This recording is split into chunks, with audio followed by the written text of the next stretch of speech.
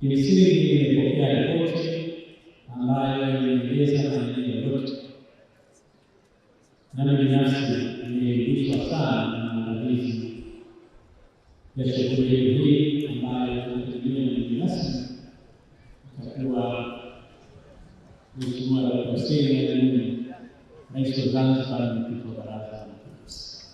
Kazi ya matayarisho inaenda vizuri na naamini palipo baki kati ya leo na kesho patakamilika bila mashaka yoyote. Tunashukuru sana waziri wetu kwa kazi kubwa pamoja na timu zetu ambayo imefanya. Najua nyinyi mko hapa kuangalia Yesu. Ni dhahiri kwamba ujio wenu hapa umeonyesha faida ya matayarisho ya shughuli hii.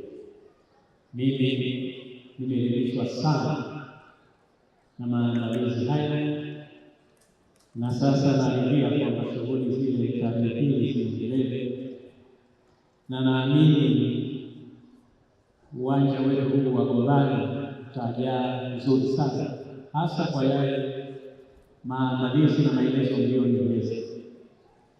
Kwa hiyo mimi niwatakie kila la heri na niwashukuru sana vijana wetu wa Habaika, watoto wetu hao waliopongeza sana hivi leo walivyofanya, na hivi kesho kutwa wakipata majukumu zao na mambo yao.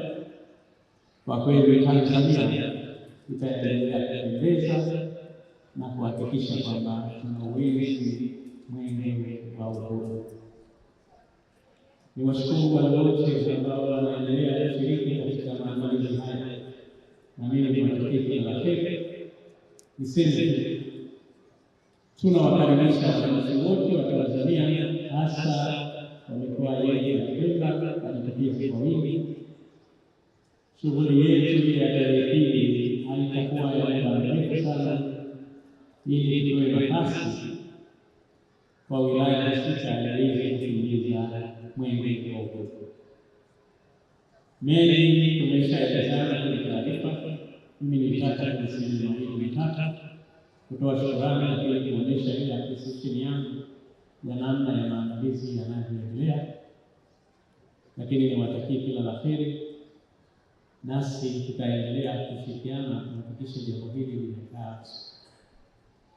Nimshukuru sana Rais wa Jamhuri ya Muungano wa Tanzania Daktari Samia Suluhu Hassan na Rais wa Zanzibar na Mwenyekiti wa Baraza la Mapinduzi Daktari Hussein Mwinyi kwa kazi kubwa wanayoendelea kuifanya ya kuiongoza nchi yetu hii kwa mafanikio makubwa, hasa tukiongozwa na suala zima la amani na utulivu ndani ya nchi yetu. Kwa hiyo ndugu zangu wananchi wa Tanzania, tunawakaribisha sana kwenye uzinduzi wa mbio za mwenge wa uhuru mwaka 2026 siku ya tarehe 2 hapa katika viwanja vya Gombani, wilaya ya Chake Chake, mkoa wa Kusini Pemba. Baada ya kusema hayo, nawashukuru sana ndugu zangu waandishi wa habari, na nawashukuru wote kwa namna moja ama nyingine. Maandalizi yote yako tayari, na sasa tunasubiri tu siku ifike ili kazi hii iendelee.